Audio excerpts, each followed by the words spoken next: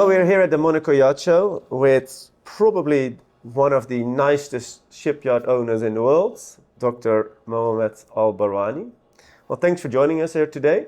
Thank you for being here. You know, like you're very well known in the superyacht industry, and I think you have done an amazing job for the whole industry. I think everybody will say that. And there was some big news in your life and in the ownership of one of your companies. You sold Oceanco, and we're going to talk about that. And we are here in the stand of Turquoise Yachts, one of the most well-known yacht builders in Turkey. But let's go back in time a little bit, because I think this passion for yachts didn't just start overnight. How did your life with boats start? Were you sailing when you were very young? Were you always on the water? As a child, I grew in an island called Zanzibar. And I used to go fishing every day, on an island, the only thing you can do is play on the beach kind of thing, and a few other sports. So I've always admired boats from childhood, all kinds of boats.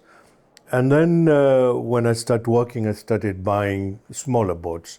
Started with a laser, and then, a hobby cat, and grew up from there. And then obviously as shall we say, my ability to buy a bigger boat, each time I bought a bigger boat. So the first large boat I bought was a Hatteras, and then I bought the next Hatteras and the next Hatteras, and I'm now on my third Hatteras, which is 32 meters, Sharifa. You've probably seen it. It's in Oman. Yeah, we went in 2016. I visited you at your house. We did an interview, and then it was the America's Cup. So you kindly invited us to watch the America's Cup from Sharifa. Yeah, so I still have that boat. Yeah, but I'm soon to replace it with a bigger Sharifa. So, but I seem to remember from the past as well that when you, I think it was early 2010s or 2009, around that time, you were looking for a bigger boat as well. It was 2009 at the end, and I was looking for a boat.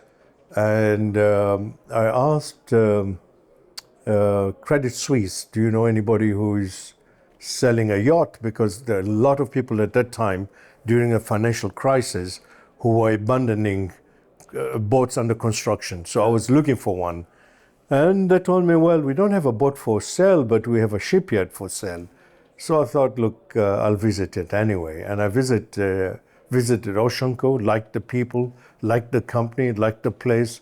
And we ended up buying the company, negotiating with the owner and taking it over. It has been a great success, I think, over the years, because with Oceanco, the boats you have built, the clients you have built, it's done extremely well. And I think it also, safe to say, most of the team is still in place there. So I think you've created a nice company there. It was a great company. It is still a great company. And I was lucky at that point in time. They had good management, good systems. I didn't have to do much just to support the company. And over the years, we grew Oceanco from 80 or 90 people to 350 people. We grew the revenue from something like less than 100 million euro to 350 million euro on average. So, and we actually built a lot of facilities.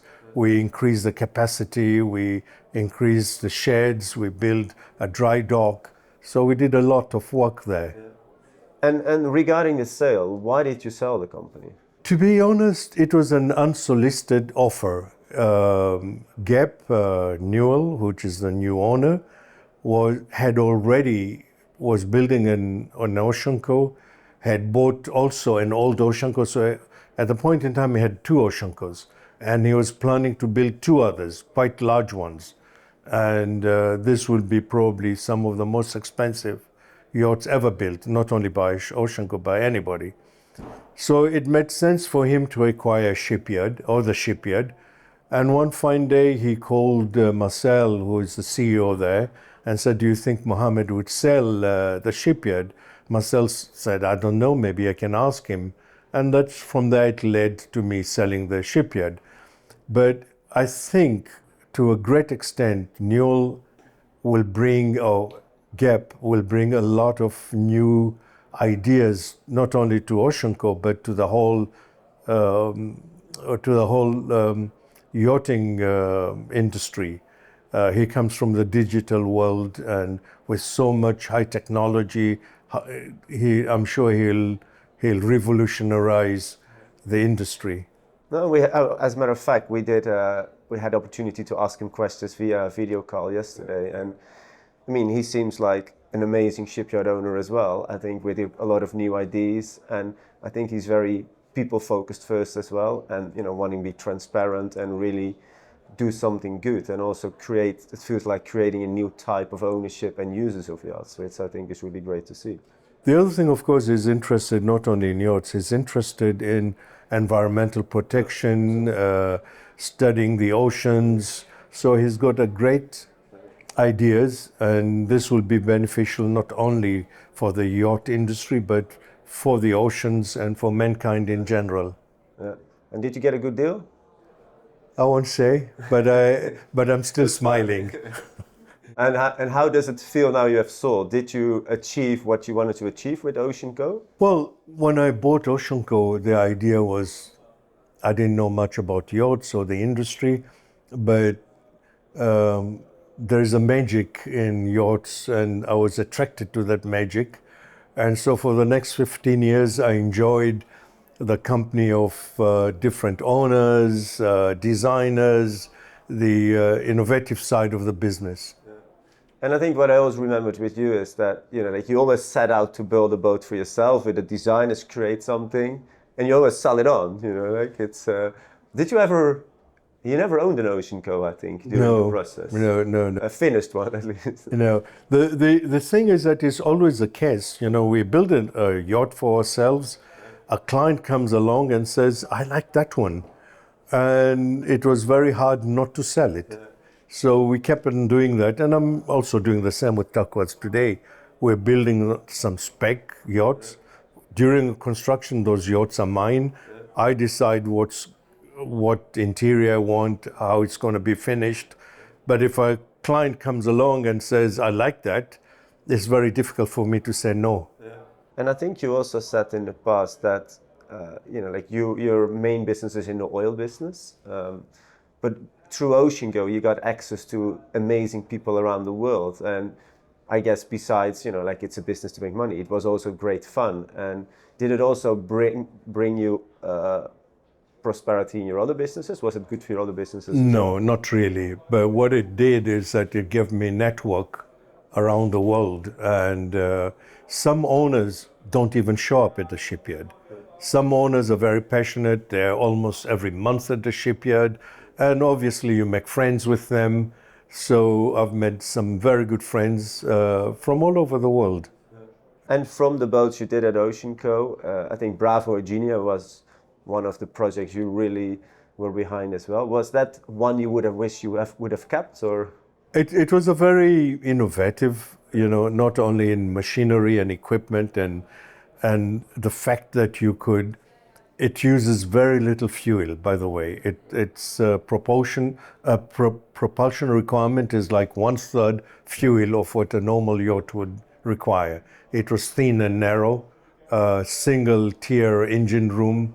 So at the time, it had a lot of good ideas, and it was very beautiful. And that one I was not planning to sell. The client came buying another yacht.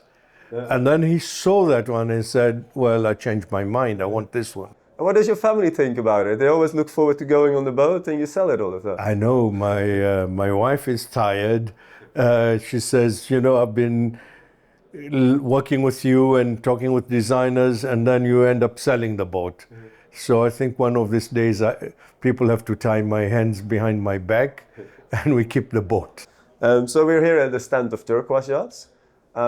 With Oceanco sold now, will it change anything with your involvement with Turquoise Yachts, or you want to scale up the company or invest more? Or do you have what's next for Turquoise Yachts? Well, Turquoise to begin with was a very well set up company. It has good management. It has people who've been in the company for 15, 20, 25 years. So it has really good skills. But what I hope to do is keep changing it, but evolving the company into, the yacht industry is changing. It has new ideas and what entertainment should be what layouts should be. And obviously we have to adapt to the latest ideas, not only in technology, but also in well-being and in lifestyle and so on. And do you think the sweet spot for Turquoise Yachts is between 75 meter and 90 meters, so like 1500 to 2500 GT? Yeah, that's what we are aiming to be. Yeah. Well, the problem is, the way I see it is that if you're building a small yacht, say you're building a 47 meter yacht, or you're building a 85 meter yacht, the client is the same, the engineers is the same, the demand from the client is the same, so the headaches are the same. You might as well have headache on the bigger one than the smaller one. And do you think you always will need to start boats on speculation to shorten delivery times and to make better margins perhaps? The whole idea, I think, if you tell somebody, well, wait 3 or 4 years for your yacht to be built, and if that somebody is in his prime years, 3 or 4 years is a long time to wait. But if you tell him, well, you know, we have a yacht under construction, it will be done in 18 months or 2 years, it's shortened the time, and you still can change the interior, you can modify it to some extent, usually that's a good selling point. And if you look downstairs, you see, you know, like Project Arrow, Project Ventos, you see all these motor yachts between 70 and 90 meter. But you also see a sailboat, 42 meter and a 51 meter. Is that Mohammed's corner? That's personal. Well, the thing is that I've always wanted a sailboat, and I currently have a small sailboat in addition to Sharifa.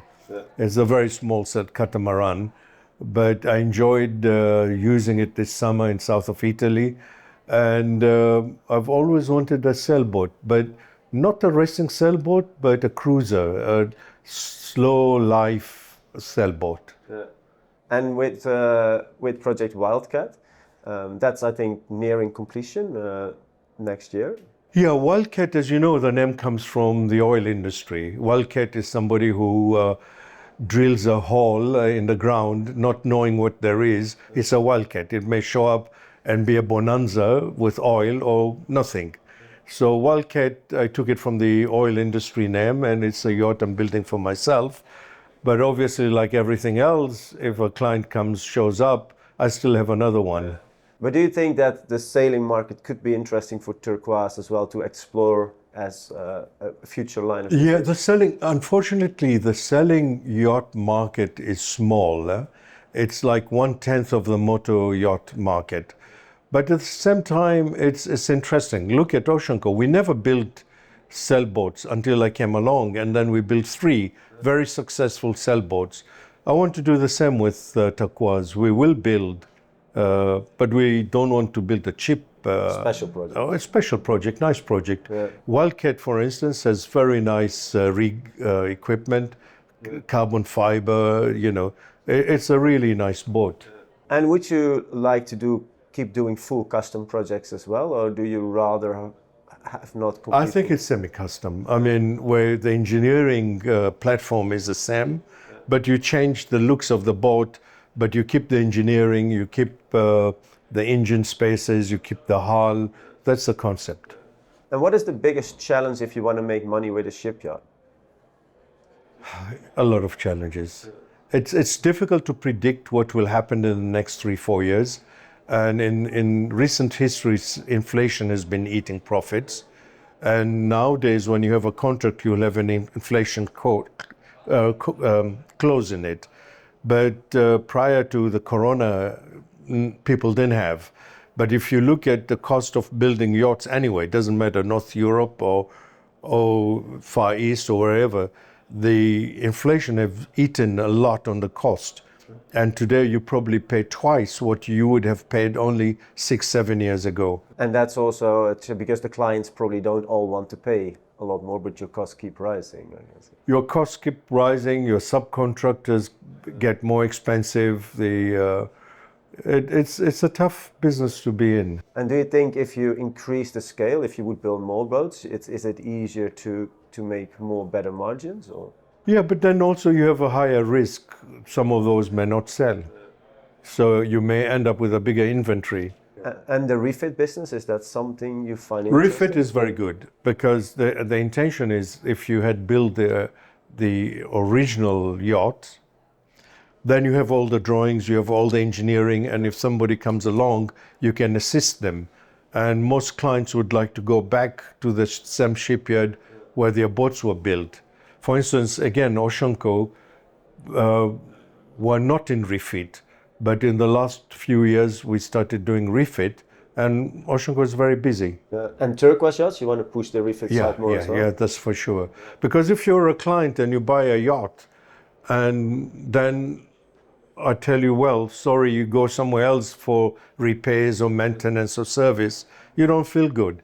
But if I can tell you, look, don't worry, we will support you. It doesn't matter where you are in the world. You may be in Brazil, but you've got a problem, we'll send you people there, we'll repair it, and, like finding talent, people who can build boats is getting harder and harder. And you see it is difficult. From Turkey, you also see people who are moving to Germany or the Netherlands to work in shipyards there. Is it hard to find and retain talent? It is true, but what happens with Turkey, it's a large population country, and it has good universities which produce naval architects, mechanical engineers.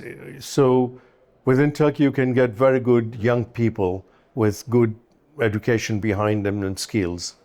But of course, at a certain point in time, some of those people leave. And for some extent, of course, people like to take employees which were with Turquoise. Do you think the shipyard industry is moving fast enough on making yachts more sustainable? Not really. I think we need to move faster, but it's a traditional industry, and it takes time to move a traditional industry. I mean, super yachts are still built by hand, and the still concept of mechanical engineering, electrical engineering. It's not like a software company or digital company that you can quickly change. But having said that, the industry is changing, taking ideas from the digital industry and so on. And probably like having shipyard owners like Gabe Newell joining as well will also benefit the rest of the industry. Exactly, that's the whole idea. That's one of the things I felt good not to sell Oceanco, but that Oceanco is going into good hands, because he will bring new ideas which will not only benefit Oceanco but the whole industry. And do you think you as a shipyard owner could do more to make boats sustainable, or is it because you also have the price element? Do clients want to pay more, or like you have the suppliers, do they have the products ready that you need to have to make? The problem is, well, we need to. Turquoise wants. We're not building shipyards. We want to build the very best. We want to use the best materials, best technology, and we need to be at the leading edge of the industry. So it is expensive, but then at least the owner gets a yacht which will have a longer lifetime, where technology would last him for the next 15, 20 years, rather than you build him a conventional yacht and in a few years' time things have changed. Well, you've sold Oceanco now, you still have Turquoise Yachts. I think you're always a man who looks at all opportunities around you. Are you planning to make more investments in the shipyard industry? I would like, but more into the areas which is where we subcontract.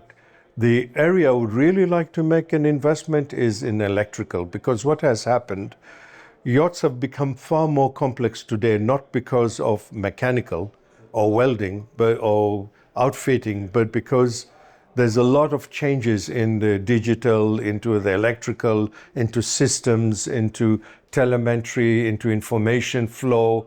So that's the area I would like to, systems control and so on, automation for yachts. So Oceanco buying Alawains is something you... That was something we started before Gabe came on, and when Gabe came, it's something that I wanted to do the last 3-4 years. Yeah. So that's something you're looking for. If someone has a company in electrical... we would be interested in buying. Like Heesen Yachts also got sold not too long ago. If you would have sold Oceanco a bit earlier, would you have been interested in Heesen Yachts as well? Heesen made a lot of sense when I owned Oceanco, because their sizes were different. We could share a lot of. Heesen builds up to about 60 meters, 65 meters. Oceanco builds bigger, and we could share facilities like shipyards and so on, manpower. So it made a lot of sense at the time, and I was very interested. And I spent about 2 years looking at it. Unfortunately, in the end, when it came very fast. I was called and said, look, we're selling Heesen, but we want an offer within 10 days, something like that. Yeah. And it was the end of Ramadan for me, which is a holiday season. I asked them, look, I need at least 2-3 weeks. Unfortunately, they didn't have time. So you were definitely interested then? I was interested, and but Heesen is a good product, has a different, shall we say, different positioning in marketing. It's a great product. If you look back on your, like in 2009 when you bought the shipyard, did you wish that you had have bought a boat, or you're very happy that you went for the shipyard? Actually, at the time when I was buying the shipyard, the owner of Alfanero, who also owned the shipyard, told me, why don't you also buy Alfanero? Yeah. And there is a loan outstanding to the boat, so you take over the loan and you pay me the difference and you take it over. And he gave me at a very, very competitive price. But I looked at myself and said, look, you know nothing about shipyards. You just bought a shipyard. Now you're going to increase your risk by buying a yacht. Maybe it's not the time. Just wait a little bit. Unfortunately, I've regretted ever since not having bought Alfanero. Well, she's for sale now, right? Yeah, but the times are different. At that time, I owned Oceanco. Yeah, no, that's true. So, what is the next Sharifa going to be then? Well, wait a few weeks. Yeah? Yeah. If you have to, from all the Oceancos you have built, what is your favorite Oceanco? It has always been Alfanero. I like the profile, the long, sleek profile. Same thing with Turquoise. They have a boat which was called Vicky. Now it's called Quantum of Solids. I like that long profile. It's beautiful. Yeah. And globally, if you have to choose any yacht from the world, is there a specific non-turquoise or Oceanco? I've always liked Senses. It's an old yacht. It's probably now 25 years old. At one time, I was very close to buying it. It was for sale. I made an offer, but my offer was not accepted. I've also liked, there's a number of yachts I've liked. Yeah. I've liked Zeus, which is... Enigma Qatar. Yeah, Enigma Qatar. It's kind of different. Yeah, no, it's amazing. But it's still beautiful. Yeah. Yeah. You still have very diverse interest in energy, mining, shipbuilding, I guess. Will you stay in yachting? You still enjoy it? Oh, yes. Yeah. Look, yachting is a patient out of the heart, The other business is out of the head. They may not have the same patient, but they're businesses that are worthwhile doing. And it's my history being a petroleum engineer myself. So the oil and gas and mining is part of my DNA. Yeah. And you make money with yeah, exactly. If I didn't own those other businesses, I couldn't have kept Oceanco, Turquoise going. And what can we expect from you in the next 5 years? Well, I think watch Turquoise carefully, because we're going to try to bring in a lot of new technology, new concepts of lifestyle. I'll concentrate on Turquoise at the moment and building a brand out of it. And you're keeping designers busy? We want to use the very best designers. So the whole idea with Turquoise, we will use the best designers, best engineering, best materials, and that's how you build a product. And anything you would like to share us, what we haven't touched on yet? Nothing I thought about. Yeah. Well, if I see some boats or hulls or opportunities, I will let you know. Yes. Obviously, there's always the trader in me or the businessman in me that always looks for deals. Yeah. Well, thank you so much, and enjoyed this very much. And I'm very happy, you keep Turquoise and you still want to stay in the yacht industry for a very long time, because you have done amazing things, and as a boating enthusiast, I appreciate it a lot. It's a nice industry. I mean, it's a community of very talented people, designers, engineers, and the product itself is a piece of art. No, 100% Yeah. agree. Thank you. Thanks.